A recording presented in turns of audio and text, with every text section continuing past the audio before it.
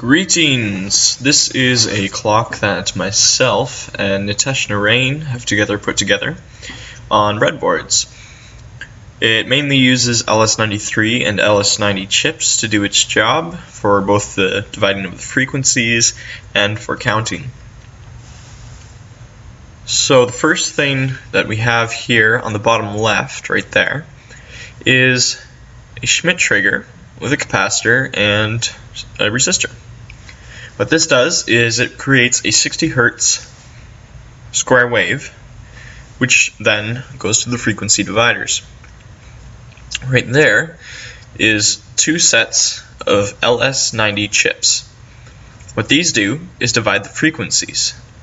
The first one divides the frequency from 60 Hz down to 1 Hz, and the second pair of them divides the 1 Hz signal down to 1/60th Hz. This then gets sent over to the main clock circuitry circled here.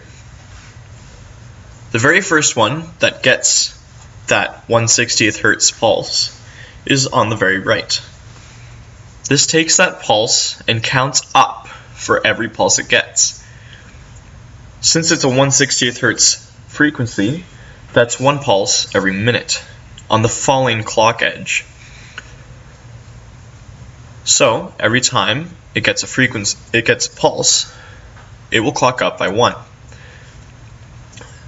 Once it reaches the value of A, which is after 9, stands for 10 in hexadecimal, then it will reset itself and set the clock pulse for the next counter. This counter will then count up by 1, and will do so every time the one beside it reaches 10. Once itself reaches 6, it will reset itself and reset the next one.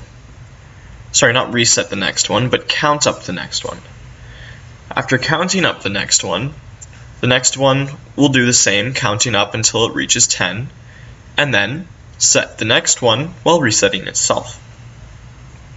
The rest of this video will show you the clock changing at different frequencies. In the beginning, we were using a 1/60th Hz frequency to do the first clock, and then the counters after that based off the first one.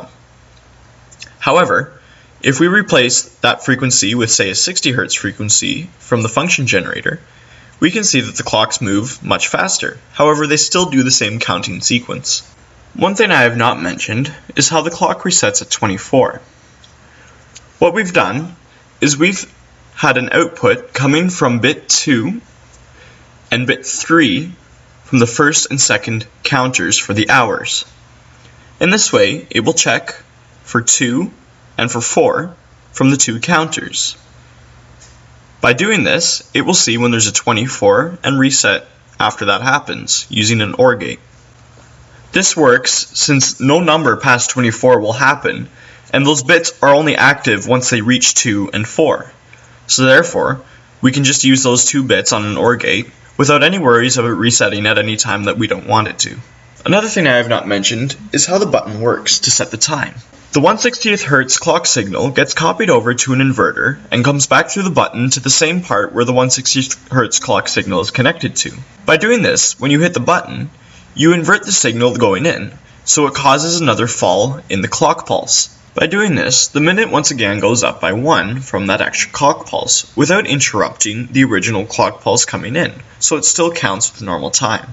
If you have any questions or comments about this video or about the clock, or if you'd like schematics or drawings or anything else to do with the clock, feel free to contact me or email me through my YouTube channel.